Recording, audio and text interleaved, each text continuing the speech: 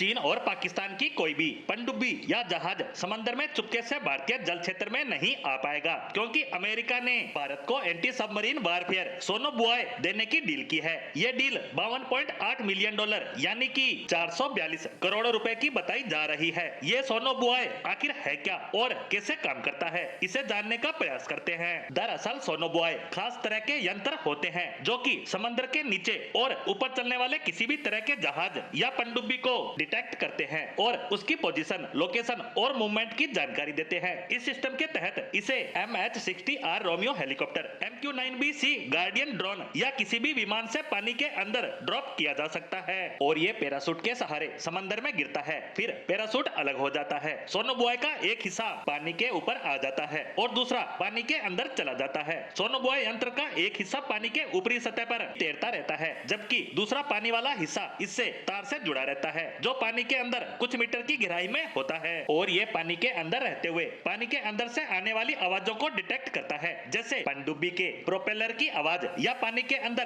किसी भी तरह के दबाव की आवाज को यह बड़ी आसानी से पकड़ सकता है। लेकिन यह सब इस बात पर निर्भर करता है कि नौसेना या सेना इसके सिग्नल का रिसीवर किसे बनाती है। अगर हेलीकॉप्टर रिसीवर है तो वह रिसीव करेगा, या सी गार्डियन ड्रोन या कोई भी अन्य विमान, ये रेडियो सिग्नल होते हैं जो ये बताते हैं कि आपकी समुद्री सीमा में दुश्मन का जहाज या पनडुब्बी आ चुके हैं जो कि आपसे इतनी दूरी पर है और इस पनडुब्बी की इस तरह से मूवमेंट है और इसकी लोकेशन भी ये साझा करेगा। जिसके बाद अगर सेना या नौसेना को इसका सिग्नल रिसीव हो जाता है तो वो अपने रिसीवर यानी रोमियो हेलीकॉप्टर या ड्रोन के जरिए मिसाइल या टारपीडो को अटैक करने के लिए छोड़ेंगे, जिसके बाद ये दुश्मन के जहाज या सबमरीन से टकराकर उसे पूरी तरह से खत्म कर देगी। या फिर दुश्मन को इन सब के बारे में जरा से भी भनक लग गई तो वह भारतीय जल सीमा से दूर भाग जाएगा। बता दें कि यह सब थोड़ा टेक्निकल मामला है, लेकिन भारत ने ANSSQ-53G high altitude anti submarine warfare HAASW सोनोबुआय या ANSSQ सोनोबुआय और संबंधित टेक्निकल चीजों की मांग की है। अब देखना होगा भारत की इस मांग के बाद अमेरिका कौन से वारफेयर देने पर सहमति देता है। लेकिन ये हथियार भारतीय सेना को उपलब्ध हो जाते हैं तो सेना की ताकत में इजाफा होना लाजमी है, क्योंकि अमेरिकी हथियार हमेशा से अपनी क्वालिटी और बेहतर टेक्नोलॉजी के लिए जाने जाते हैं और अगर ऐसे में ये हथियार भारतीय सेना का हिस्सा बनते हैं तो भारतीय जल सीमा में दुश्मन के जहाजों और पनडुब्बियों का घुसना उतना आसान नहीं रहेगा। ही दूसरी तरफ देखा जाए तो अमेरिका